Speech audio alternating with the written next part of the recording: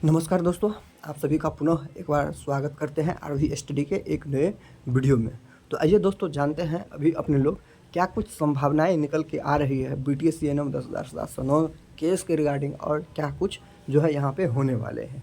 ठीक है दोस्तों, यहाँ पे देखिए कि मैंने आप लोगों को जो है यहाँ पे मेरे थंबनेल पे ऐसे ही नहीं कुछ लिखा रहता है। मैं आप लोगों को कई बार बता चुका हूँ कि क्या क्वालिफाई वालों को सरकार देगी ज्वाइनिंग। ठीक है, देखिए शुरू से अगर आप एनालाइज कीजिएगा, शुरू से अगर आप हर एक कड़ी को अगर जोड़ने का काम कीजिएगा, जैसे यहाँ पे देख लीजिए कि पहला बार क्या हुआ था।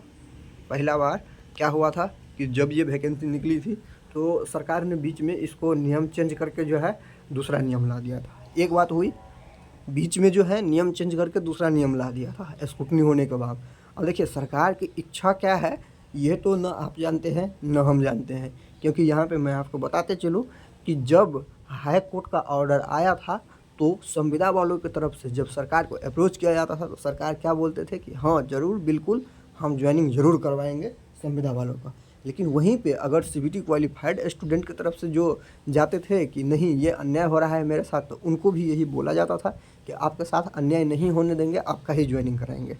तो देखिए, तो वो बात हो गई पॉलिटिकल वाली बात। ठीक है, वहाँ पे अपने वोट बैंक के लिए वो लोग ऐसे बोलते रहते हैं कि वो उसका ऑफिशियल कोई बात नहीं है। तो दोनों आदमी को बोला जा रहा था। लेकिन एक बात मैं आपको ज़रूर यहाँ पे बताऊँगा कि पहला नंबर तो आप समझ गए कि जब नोटिफिकेशन निकाला तो फिर बीच में जो है दूसरा फिर नियम ला के उसको चेंज कर देगा। दूसरा बात यहाँ पे करते हैं कि जब इस बात को लेके जितने भी संविदा वाले जो सिस्टर हैं वो अगर यहाँ पे हाई कोर्ट गया तो बिहार सरकार जो है उसके साथ नहीं थी। ठीक है, बिहार सरकार उसके अगेंस्ट में थी।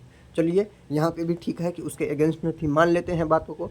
अब तीसरी बात पे आते हैं अपने लोग। तीसरी बात ये मैं आप लोगों को बताने जा रहा हूँ। ठीक है, उसके अगेंस्ट था, यहाँ पे हाई कोर्ट के द्वारा जो है आपको क्या कर दिया गया, संविदा वाले जितने भी सिस्टर हैं उसके पक्ष में फैसला दिया गया। अब यहाँ पे ये होना चाहिए बिहार सरकार को कि हाँ ठीक है मैं इसके साथ नहीं हूँ, लेकिन अब माननीय हाई कोर्ट के द्वारा यहाँ पे मैं आपको तीसरे चरण में दो बातें हुई। बात एक कि देखिए पहला में क्या हुआ ए नंबर में कि यहाँ पे आप फर्स्ट बेंच में जो है जीत गए। ठीक है, कौन, संविदा वाले जी सिस्टर है फर्स्ट बेंच में, यहाँ पे आप जीत हुई फर्स्ट बेंच में। पुनः जो है याचिका दायर की गई, पुनः जो है आपका सेकेंड बेंच में गए और वहाँ पे भी आप जो है सेकेंड बेंच में भी जीत गए। आप सारे के सारी कड़ी को मिलाने का कोशिश कीजिए और देखिए कि बातें क्या आपको निकल के आ रही है। ठीक है, आप मतलब अच्छा से आप समझ पाएंगे और आप अपने आप को जो है यहाँ पे आप जो है वेरीफाई कर पाएंगे कि सच में हो क्या रहा है। तो देखिए कि फर्स्ट सेकेंड थर्ड और यहाँ पे थर्ड में दो चीज़ हो गया। ठीक है, ए और बी, तो सारे कड़ियों को अगर जोड़िएगा तो आपको क्या लग रहा है कि बिहार सरकार को हाई कोर्ट के ऑर्डर के बाद जो है यहाँ पे जो है ज़रूर से ज़रूर कुछ न कुछ कार्य करना चाहिए संविदा वालों के ज्वाइनिंग के पक्ष में। मैं ऐसे ही नहीं बोल रहा हूँ कि बिहार सरकार जो है यहाँ पे CBT क्वालिफाइड स्टूडेंट का जो है वो ज्वाइनिंग करवाना चाह रही है और उसी से जो है जितने भी CBT क्वालिफाइड स्टूडेंट है उसी से जो है ये चयन प्रक्रिया को पूरे करना चाह रही है। ठीक है, देखिए शुरू से लेकर लास्ट तक जो है बिहार सरकार की तरफ से कोई अप्रोच नहीं किया गया है, इसीलिए मैंने ये सारी जो है बातें ऊपर में लिखी है। ठीक है, इसमें मेरी गलती नहीं है। आप लोग जानते हैं कि मैं पक्षपात करने वाले में से नहीं हूँ, मैं सिर्फ फॉरवर्ड बातें करता हूँ और जो सत्य रहता है वही आप लोगों को बताता हूँ। तो आप लोग जो है भावनाओं में नहीं बह जाइएगा, किसी की भावना में। वो जो रैली होती है वो नेता लोगों की, तो उसमें झंडा लेके आगे पीछे है करने वाला। ठीक है, आप लोग गौर से सोचिएगा। ठीक है, किसी के बातों में आके जो है भावनात्मक नहीं होना है, क्योंकि देखिए मामला सुप्रीम कोर्ट में है और माननीय सुप्रीम कोर्ट के द्वारा जो भी निर्णय दिया जाएगा वो सही ही दिया जाएगा। देखिए अब ये सारी की सारी प्रक्रिया अब ख़त्म हो गई, अब बात चले गया है थर्ड एम्पायर के पास। ठीक है, और ये जो है सारे प्रक्रिया ख़त्म हो गई, अब जो है थर्ड एम्पायर और फोर्थ एम्पायर जो कहिए कि अब सुप्रीम कोर्ट के पास जो है फैसला चला गया है।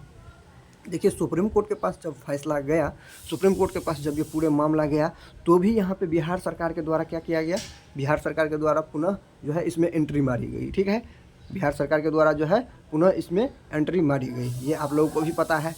और एंट्री मारने के बाद क्या हुआ फिर यहाँ पे कि बिहार सरकार की SLP जो थी वो भी एक्सेप्ट कर लिया गया है। अब देखिए कि किसके तरफ से बिहार सरकार गए हैं। ठीक है, संविदा वालों की तरफ से गए हैं, बिल्कुल नहीं। CBT क्वालिफाइड वालों की तरफ से गए हैं, बिल्कुल गए हैं CBT क्वालिफाइड वालों की तरफ से। अब देखिए यहाँ पे बात निकल के आती है कि क्या होगा। देखिए सुप्रीम कोर्ट का तो फैसला आएगा तो जिसके पक्ष में आएगा उसको तो बहाली और उसका जो है चयन प्रक्रिया पूरा करना ही पड़ेगा सरकार का, चाहे इसकी इच्छा हो चाहे इसकी इच्छा नहीं हो, कोई मायने नहीं रखता है, ठीक है। लेकिन अभी तक के सिनारियो के हिसाब से आपको क्या लग रहा है कि सरकार किसके तरफ है और किसको चाह रही है, ठीक है। अभी तक के सिनारियो के हिसाब से मैं आने वाले समय के बारे में नहीं टिप्पणी कर रहा हूँ, क्योंकि सुप्रीम कोर्ट का जो फैसला आएगा उस पर जो है, चाहे वो बिहार सरकार हो, चाहे संविदा वाले हो, चाहे सीबीटी क्वालिफाइड वाले हो, सभी को वो फैसला जो है मानना पड़ेगा, चाहे वो फैसला किसी के भी पक्ष में क्यों न हो। तो बिहार सरकार को जो न चाहते हुए भी संविदा वालों का जो है यहाँ पे ज्वाइनिंग करवाना पड़ेगा, अगर उसके पक्ष में फैसला आया, या अगर सीबीटी क्वालिफाइड वालों के पक्ष में आते हैं तो ऐसे ही बिहार सरकार जो है उसको चाह ही रही है कि उसका जो है यहाँ पे ज्वाइनिंग करवाए, ठीक है।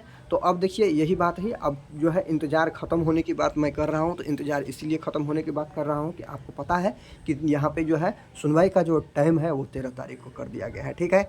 और ये समय जो है बहुत नज़दीक है, ठीक है। तो ये सारी घटनाओं को देखने के बाद ये समय बहुत नज़दीक है। तो अब देखिए जो आने वाले टाइम में जो है अगर इस पर और कुछ अपडेट निकल के आते हैं तो मैं आपको जो है ज़रूर से इस पर अपडेट करूँगा। और मैं जो ये सारी प्रक्रिया आप लोगों को समझाया हूँ, इससे आप लोगों को बेहतर समझ में आया होगा कि बातें क्या चल रही है अंदर में, क्या कुछ हो रहा है, ठीक है। तो अब ये सारी चीज़ किस पे डिपेंड कर रही है, आप ही बताइए दोस्तों। ये सारी चीज़ डिपेंड कर रही है माननीय सुप्रीम कोर्ट में जो 13 तारीख को सुनवाई होना है उस पर डिपेंड कर रही है।